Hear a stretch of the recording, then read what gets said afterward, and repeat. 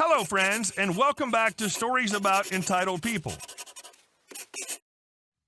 We start our video with a story in which our OP's bosses threw him under the bus and then hoped to convince him to continue working for them. Buckle up, we'll continue after a short pause. But before we begin, don't forget to subscribe to our channel if you're new here and turn on notifications so you don't miss a new video every single day. Here we go. The time I got fired for wearing the clothes I was told to wear.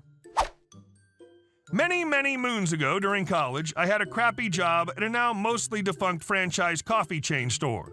The shop was owned by a husband-wife team. We'll call them Bill and Nancy Richmond. Not their real names, of course. I was hired in the late summer before their store opened for business and had developed a good relationship with them over the next few months. I even babysat their 2 children on occasions when their nanny had the night off. They trusted me to come to their house and inventory orders in their garage when they weren't around. But this story isn't about them or their garage. I'd been working at the store for about 8 months, and it was now late spring, my college semester was about to end, my time at the store would be ending soon as well. The Richmonds were aware that one of the reasons that I slaved away for them was that I was saving up as much money as I could for a summer trip to Europe, and I'd be quitting the job before departure day. So it was a few weeks from D-Day that Bill asked me to come into the store on a Saturday to spend my shift cleaning out the very tiny and always extremely cluttered stockroom to make room for a big shipment coming in later in the week. He expressly told me to wear grungy clothes as opposed to the franchise-required uniforms, as I'd be making lots of trips out to the dumpsters as well as degrossifying some neglected areas and would not be helping customers that day. It was an uncustomary and therefore highly memorable offer, as Bill and Nancy were pretty strict about employee appearances. I arrived for my shift that Saturday wearing jeans and an old t-shirt, looking for the cleaning supplies I was told that Nancy had brought in that morning for me to use. Little did I, or anybody else know, it was on that very day the owners of the parent company, also a husband and wife team, would decide to pop into the shop for a little surprise visit. Their first ever to that store. I found out later this is what happened moments after the High Lord and Lady of Coffeedom set their eyes on me. In furious whispers to the Richmonds, the company owners demanded to know why I'd arrived to work not wearing the company image promoting a dress code. Bill professed to not having a clue why I would show up to work that way. Nancy remarked, "What could OP have been thinking?" Thrown right under the bus. The company owners demanded that I be fired on the spot for the offense, and stand-up people that they were, Bill and Nancy stood by me and refused to do it because I was a loyal employee who'd always worked hard for them since the day they'd opened. And by the way, I'd been told to dress exactly that way by them. No, wait, sorry, that didn't happen. What actually happened was that they told the owners that they too couldn't tolerate my unexplained out-of-uniformness and pledged I would be fired that very day. Being the honorable people they were, they actually passed off the task of firing me to the store manager. I suppose so they wouldn't ever have my WTF face burned into their brains for all eternity. To recap so far, told to work out of uniform by bosses, bosses get caught by corporate, I'm betrayed and fired. The story doesn't end here though. Having just found out I was fired for an absolutely ridiculous and frankly totally lazy and insulting reason, my first instinct was to get pissed, throw my apron in their faces, and give them my best double salute as I marched out the door. But my second instinct was, well, I really need that next paycheck before I go on my trip, so hell, everyone knows I was going to quit anyway. So I proposed to the manager that I just work the remainder of the couple of weeks as originally intended. She got the okay from the Richmonds, who I now could not even look in the face without fantasizing about throwing hot coffee at them, and I worked until the week before I was due to fly away. My last shift finally comes, a closing shift. Right before we were about to lock the store's door behind us for the night, the telephone rang. The other employee I was working with, a good friend, answered it and handed over the receiver, telling me it was Bill and he wanted to talk to me. I don't want to talk to Bill, I just want to go home, I said, thinking he was going to give me some drippy goodbye speech. But the truth was, once I saw the Richmonds' true colors, I was glad to see the back of them and didn't feel the need to pretend we were parting on friendly terms. "Just take it so we can get out of here," my friend said. So I took the telephone and said, "Yes, Bill?" "Hey, OP," said Bill in a nauseatingly sing-songy voice. I just wanted to wish you well on your trip and ask you if you'll be coming back to work for us when you return." I blinked. I gave my friend my best "is this crap for real" face. I cleared my throat and replied, "Well, no, Bill, I'm not coming back to the store. That's not the plan." Bill, shocked, asked, "Why not? You can't just leave us. We'll miss you." Gag. Controlling rage I didn't know it was even possible to feel, I told Bill, "Bill, you know exactly why. You fired me. Today is my last day of work. I'm never going to come back here again." Bill, "Oh, come on. You know—" Click. I hung up on him. Turned off the light, locked the door, had an awesome trip.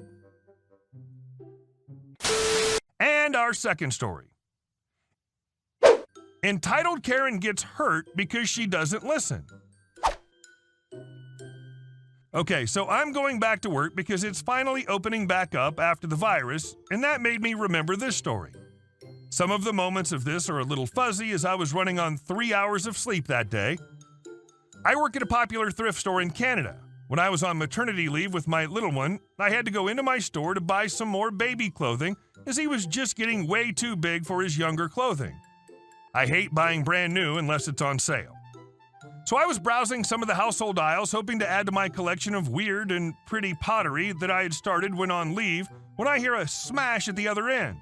I looked at my watch and realized that most of the employees who would deal with this problem were on lunch. So the policy is, if something glass breaks, one employee would stand at the break point to stop customers from stepping on it, and another would go get a broom to clean the mess. Most times, the people who rolled the product were on the floor to deal with it, but Cash was in charge of that when break came up. As no one was around, so I decided that, hey, I'm not in any hurry and the baby's sleeping in the cart, so I stood there and my mother-in-law, who was with me at the time, went to tell Cash about the break. Most customers were my regulars who knew I worked there and just had a baby. Some of them even stood there, out of the glass, to gush about how cute my little man is. Then this one lady who looked like a freaking Karen comes near. "Excuse me, ma'am. I'll have to ask you to go down the other aisle and come back to this one once the mess is cleaned up." She scoffed at me, looking me up and down. "You're not the boss of me. You don't even work here," and started walking on the glass. To be fair, the clothing policy at the time was all black and I was wearing bright colors and a long flowing skirt.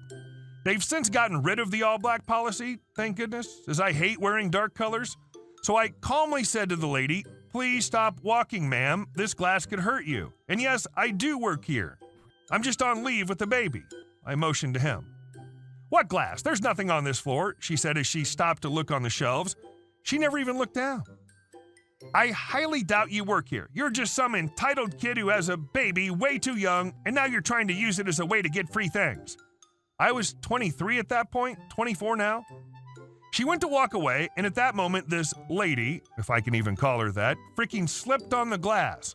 I asked her if she was okay, and she screamed, "Why didn't you warn me there's glass? I'll have you fired." "I did warn you," I said as the supervisor and my mother-in-law showed up. The supervisor was the only one available to clean the mess, and she's one of the best ones there. My mother-in-law saw I was in distress and asked me what happened as the supervisor helped the lady stand. Luckily, the lady only got a small scratch on her hand from the glass. "I want her fired. Where's her manager?" Oh, so now she believes me, I thought.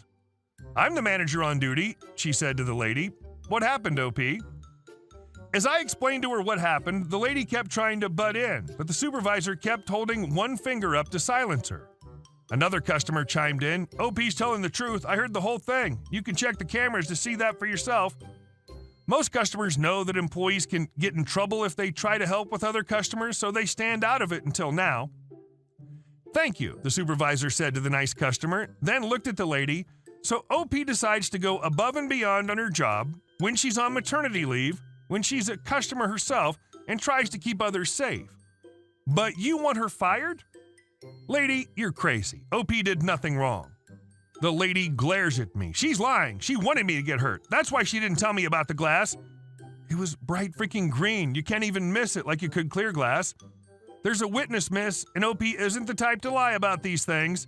She then looked at me. OP, go rest in the break room. Your mom can go with you too. She knew it was my mother-in-law, but always just called her my mom as she'd come in every day to pick me up when I was pregnant.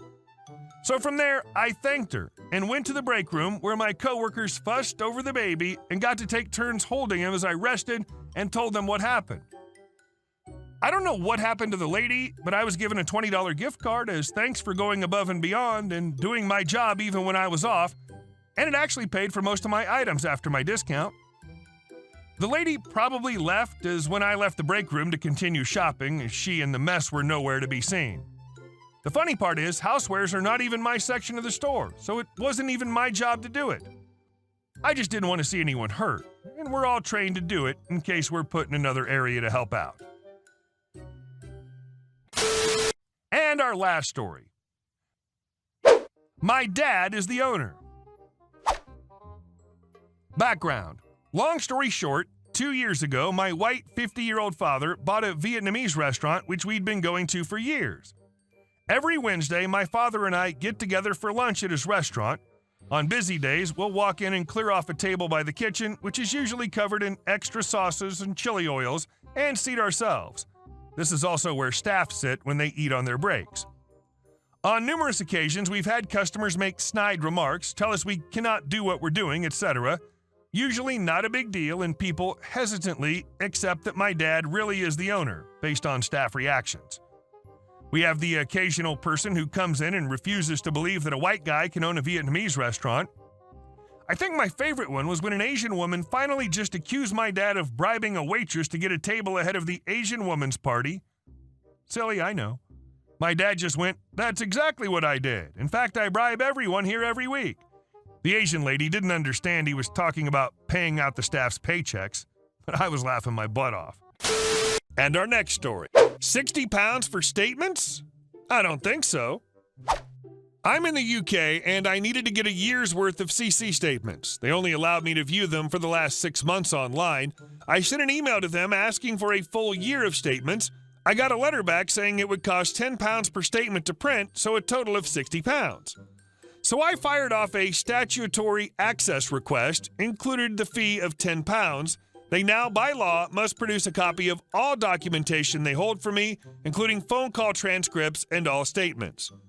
20 days later, I got a huge package through the post with all statements for the last 6 years, plus a crap ton of other data I didn't need. Looking back through all the old statements, I noticed I had PPI, Payment Protection Insurance, on the card many years ago, so I sent off a request and claimed back over £400. Hey guys, thank you all for watching the video. I'll see you in the next one.